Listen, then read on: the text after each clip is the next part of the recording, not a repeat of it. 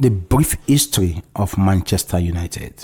Manchester United are easily one of the biggest clubs in the history of world football and one of the biggest footballing brands in the entire world. They have a very rich tradition, culture, and history, and we are here to tell you all about that today. But you might be surprised by the number of times we use the word relegation in this narration.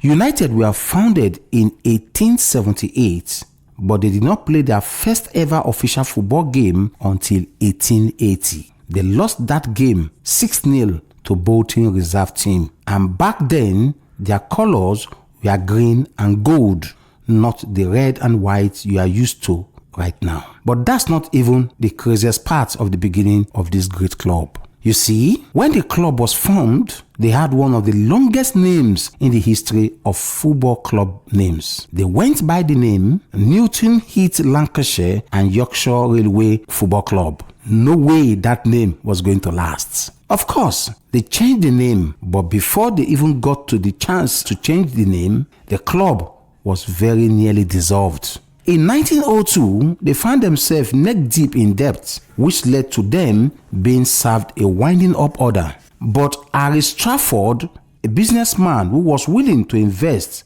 came to run the club. And it was this man who changed the name from that mouthful to Manchester United Football Club in April 1902. They secured promotion to the division in 1906, and in 1908, they won the league title, becoming the first of many. They followed that up with their first FA Cup win in 1909 before moving to Old Trafford in 1910. And the following year, they won the league again. Anyway, after the First World War that ended in 1945, Manchester United went up and down. They got relegated in 1922 and came back up again in 1925, only to get relegated again in 1931. But let us fast forward to 1945, after the Second World War ended. Manchester United hired a man named Matt Busby as the first team coach. This man turned the life of the club around. He helped Manchester United finish second in the first division for 3 straight seasons between 1947 and 1949. And in between that time, he won the FA Cup. Then in 1952, they finally laid their hands on another league title, which was their first in 41 years. And from then on, Manchester United did not look back. In 1956 and 57, Matt Busby won back-to-back league titles with a team that had an average age of 22 years. Because of how young they were,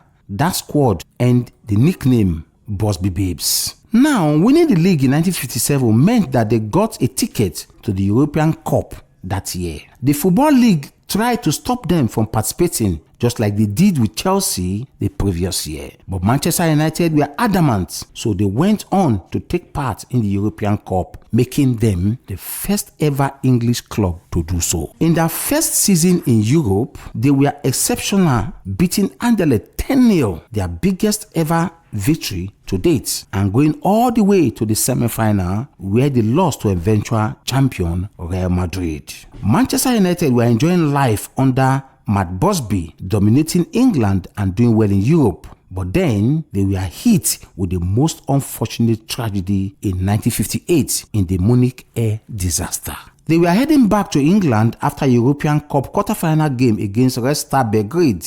And while trying to take off after refueling in Munich, the aircraft carrying Manchester United players, journalists, and officials crashed, instantly killing 23 people on board, 8 of whom were players. A lot of others were injured in the crash, including Bobby Charlton and Matt Busby, which forced Jimmy Murphy to take over as interim coach of what was a makeshift team. With that team, he managed to reach FA Cup final, but they lost to Bolton. Because of the air disaster, UEFA invited Manchester United to compete in the European Cup in the year 1958-59 season. But the Football League stopped them from going because they didn't qualify. Anyway, Matt Busby came back and was able to rebuild the team from ground. He signed players like Dennis Law, and Pat Consent and brought up guys like George Best from the reserve, and together they were able to win the FA Cup in 1963, their first trophy since the disaster 5 years earlier. That victory ushered in a new era of United dominance as they would go on to win the league in 1965 and 67. And in 1968, they won the European Cup, becoming the first ever English club to achieve that feat. That year, George Best won the Ballon d'Or, and Bobby Charlton, who had won it in 1966 after leading England to their first ever World Cup trophy, was a close second. If you think this was a good time for Manchester United, just wait for the period of the 80s and 90s. A year after Man United won the European Cup, Matt Busby resigned, and just like the case with Alex Ferguson, United struggled to regain their bests. At first, he was replaced by Wilf McGuinness, but Wilf was so bad, the club had to go and beg Matt Busby to come back. Then in 1971, Franco Farrell was hired, but his tenure only lasted a year and a half before he was replaced by Tommy Doherty, who produced one of the biggest scandals in the club history.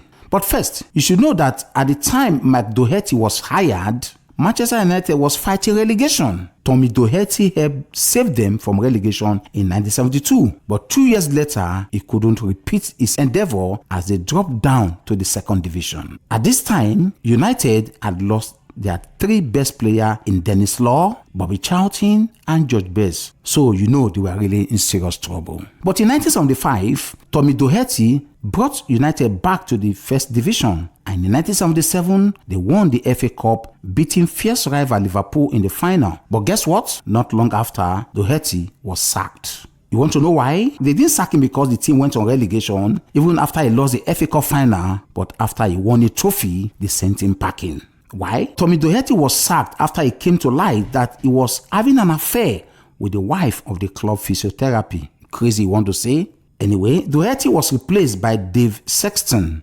Interesting name, you want to say, from hiring a coach following the sex scandal of the previous one. Sadly, for the new coach, Dave Sexton, he wasn't able to win any trophy, so he was sacked in 1981 and was replaced by Roy Atkinson, who came and won the FA Cup in 1983 and 85. But he was sacked in 1986 after he left Manchester United facing possible relegation. Now guess who replaced Roy Atkinson? The man himself, Sir Alex Ferguson. Well, then he didn't have the name Sir in front of his name, but it wasn't all rosy for him at the beginning. Just a little after he was hired, Fergie was very nearly sacked after finishing 11th in the league table. He was only saved by the FA Cup final win in 1990, and that victory ushered Manchester United into their greatest era ever.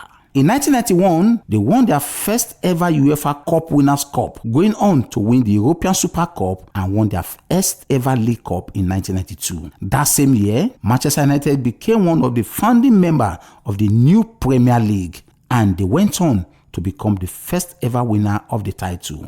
That, by the way, was the first league title in 26 years. Then in 1994, they managed to successfully defend their title, doing that for the first time in 37 years. They also won the FA Cup that year, completing the domestic double for the first time in the history of the club. In 1996, they did the double again, becoming the first ever English club to do the double twice. In 1997, they won the League Cup again. Manchester United won 4 of the 5 Premier League titles, but the best was still yet to come. In 1998, Arsenal beat them to the league, but United came back with a bang the following season, going on to do something no English team had ever done before. They won the UEFA Champions League, Premier League, and the FA Cup to become the first club from England to complete the European treble. The Champions League final against Bayern Munich went down in history as one of the greatest comebacks in football history. United were 1-0 down for almost the entire game, but substitute Teddy Sheringham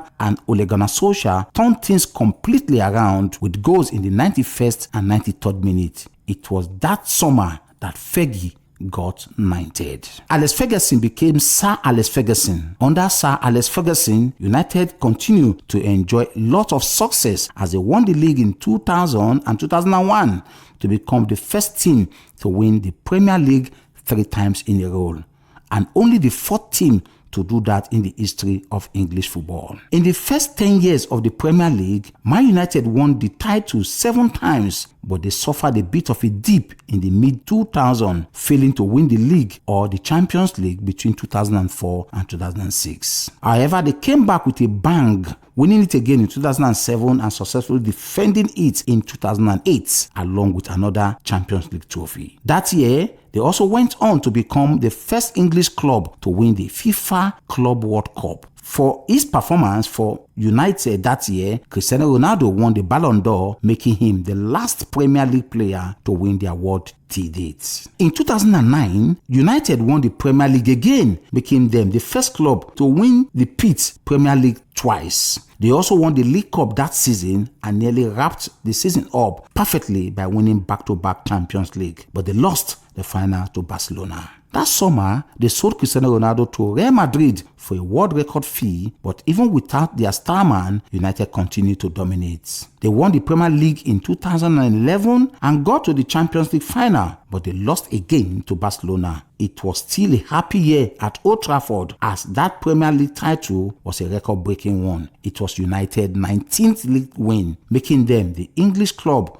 with the most league title in history. They would go on to extend that number to 20 with Premier League success in 2013. That particular victory was bittersweet because it marked the end of an era. It was Sir Alex Ferguson's last trophy as coach of Manchester United, as he retired at the end of the 2012-2013 season. Now, Fergie not only retired as Manchester United's most successful manager ever, but he also retired as the most decorated manager in football history. Of course, after a prolonged successful spell under one manager, Man United was expected to experience a dip. But even with the anticipation, the entire world was stunned by what happened to this great club. Ferguson recommended his fellow Scotsman, David Moyes, to take over from him, and that earned him, Moyes, the nickname "The Chosen One."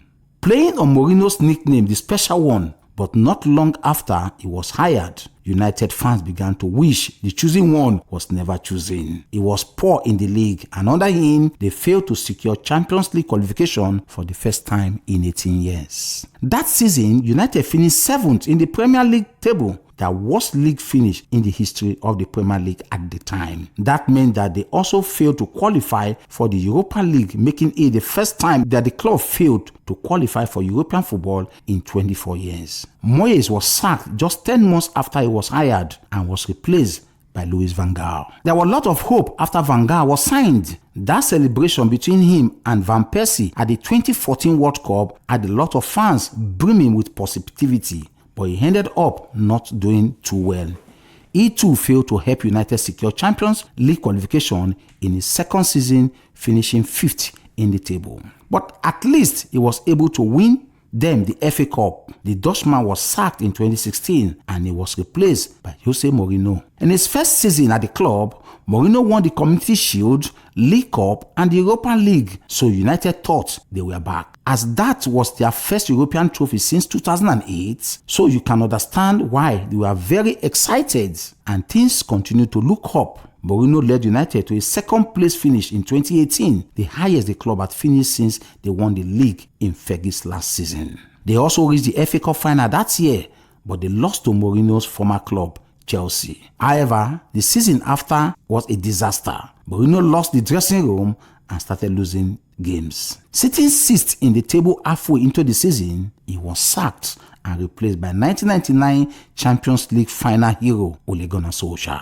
Ole's tenure was a story of being so close yet so far. The fans thought the football was better and most of them had faith in him, but he wasn't able to win any silverware. They reached the Europa League final in 2021, their first European final since 2017, but they lost 11-10 on penalties to Villarreal, which made it 4 straight seasons without a trophy for the English giant. They were so close, so it hurts a little more. Anyway, that summer, Man United welcomed back one of their biggest legends, Cristiano Ronaldo. It brought so much hope to the fans, and they thought they could finally be able to compete again. But sadly, that was not the case. Later that year, Ole was sacked and was replaced by Ralf Rangnick, who was only there until the end of the season. when Erik ten Hag was appointed. The Dutchman's first season was so here and there. Not long into his reign, Ten Hag fell out with Ronaldo, which forced the Portuguese to leave the club, moving to Saudi Arabia to join Al Nassr halfway into the 2022-2023 season. However, that season, Ten Hag led United to cup success to end their longest trophy drought in 40 years. But that same year, they suffered their heaviest defeat, losing 7-0 to bitter rival Liverpool. They also got to the FA Cup, but they lost to Manchester City. On one hand, you might want to commend them for reaching 2 finals in one season, but in context, it was not good for Manchester United standards. Manchester United had a chance to protect their legacy by stopping City, their rival, from becoming the only English team to completing a European treble, but they could not, and City went on to do the treble that year.